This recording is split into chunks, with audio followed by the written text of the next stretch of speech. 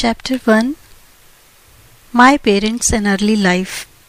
The characteristic features of Indian culture have long been a search for ultimate verities and the concomitant disciple-guru relationship. My own path led to a Christ-like sage. His beautiful life was chiseled for the ages. He was one of the great masters who were India's truest wealth. Emerging in every generation, they have bulwarked their land against the fate of ancient Egypt and Babylonia. I find my earliest memories covering the anachronistic features of a previous incarnation. Clear recollections came to me of a distant life in which I had been a yogi amid the Himalayan snows. These glimpses of the past, by some dimensionless link, also afforded me a glimpse of the future. I still remember the helpless humiliations of infancy. I was then resentfully conscious of being unable to walk and to express myself freely. Prayerful surges arose within me as I realized my bodily impotence. My strong emotional life was mentally expressed in words of many languages. Amid the inward confusion of tongues, I gradually became accustomed to hearing the Bengali syllables of my people, the beguiling scope of an infant's mind, adultly considered to be limited to toys and toes. Psychological ferment and my unresponsive body brought me to many obstinate crying spells. I recall the general family bewilderment at my distress. Happier memories too crowd in on me. My mother's caresses and my first attempts at lisping phrase and toddling step. These early triumphs, usually forgotten quickly, are yet a natural basis of self-confidence. My far-reaching memories are not unique. Many yogis are known to have retained their self-consciousness without interruption by the dramatic transition to and from life and death. If man be solely a body, its loss indeed ends his identity. But if prophets down the millenniums spake with truth, man is essentially a soul, incorporeal and omnipresent. Although odd, clear memories of infancy are not extremely rare. During travels in numerous lands, I have heard very early recollections from the lips of veracious men and women. I was born on January 5, 1893 in Gorakhpur in northeastern India near the Himalaya mountains. There my first 8 years were passed. We were 8 children, 4 boys and 4 girls. I, Mukund Lal Ghosh, was the second son and the 4th child. Father and mother were Bengalis of the Kshatriya caste. Both were blessed with saintly nature. Their mutual love, tranquil and dignified, never expressed itself frivolously. A perfect parental harmony was the calm center for the revolving tumult of 8 young lives. Father Bhagwati Charan Ghosh was kind, grave, at times stern. Loving him dearly, we children yet observed a certain reverential distance. An outstanding mathematician and logician, he was guided principally by his intellect, but mother was a queen of hearts and taught us only through love. After her death, father displayed more of his inner tenderness. I noticed then that his gaze often seemed to be metamorphosed into my mother's gaze. In mother's presence, we children made an early, bitter-sweet acquaintance with the scriptures. Mother would resourcefully summon from the Mahabharata and the Ramayana suitable tales to meet the exigencies of discipline. On these occasions, chastisement and instruction went hand in hand.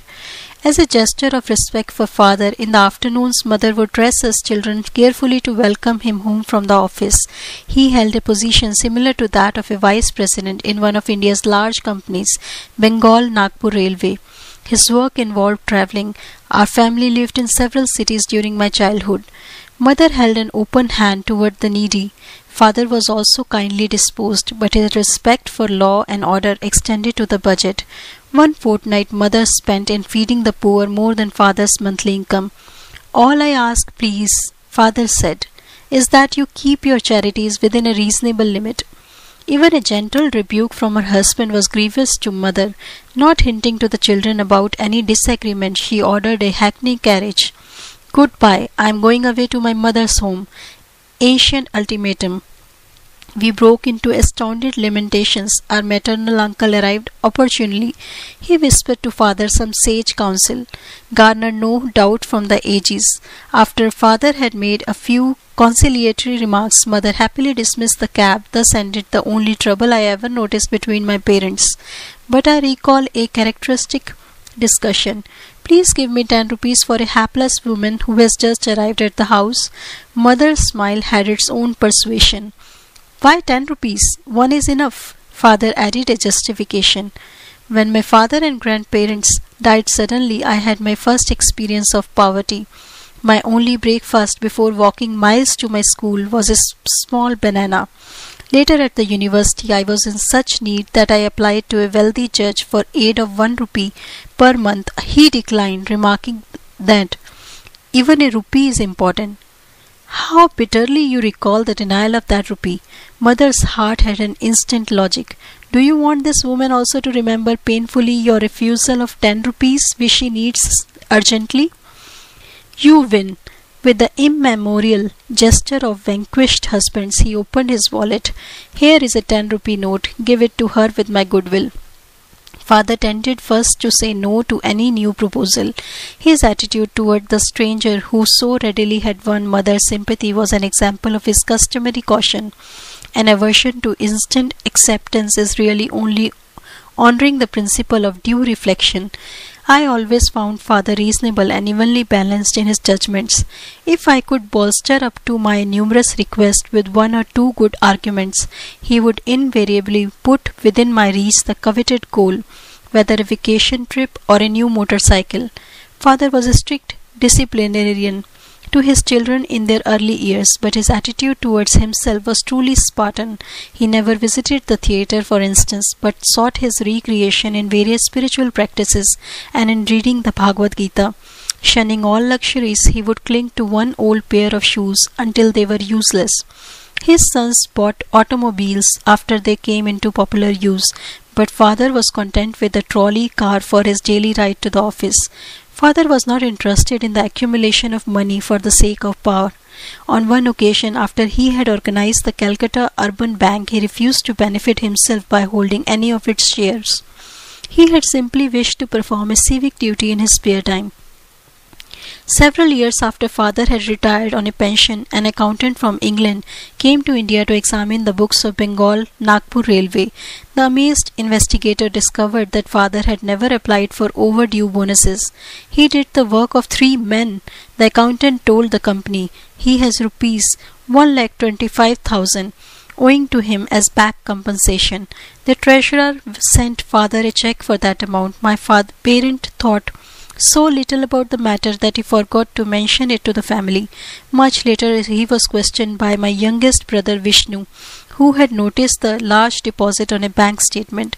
Why be elated by material profit? Father replied. The one who pursues a goal of even-mindedness is neither jubilant with gain nor depressed by loss. He knows that man arrives penniless in this world and departs without a single rupee. Early in their married life, my parents became disciples of a great master, Lahiri Mahasaya of Banaras. This association strengthened father's naturally ascetical temperament. Mother once made a remarkable admission to my eldest sister Roma. Your father and I sleep together as man and wife only once a year for the purpose of having children. Father first met Lahiri Mahasaya through Abhinash Babu, an employee of the railway. In Gorakhpur, Abhinash Babu instructed my young ears with engrossing tales of many Indian saints. He invariably concluded with a tribute to the superior glories of his own Guru. Did you ever hear of the extraordinary circumstances under which your father became a disciple of Lahiri Mahasaya?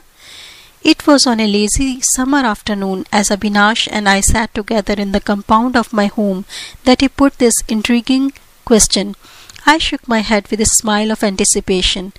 Years ago, before you were born, I asked my superior officer, your father, to give me a week's leave from my office duties in order to visit my guru in Banaras. Your father ridiculed my plan. Are you going to become a religious fanatic? He inquired. Concentrate on your office work if you want to forge ahead. Sadly walking home along a woodland path that day, I met your father in a palanquin. He dismissed his servants and conveyance and fell into step beside me. Seeking to console me, he pointed out the advantages of striving for worldly success.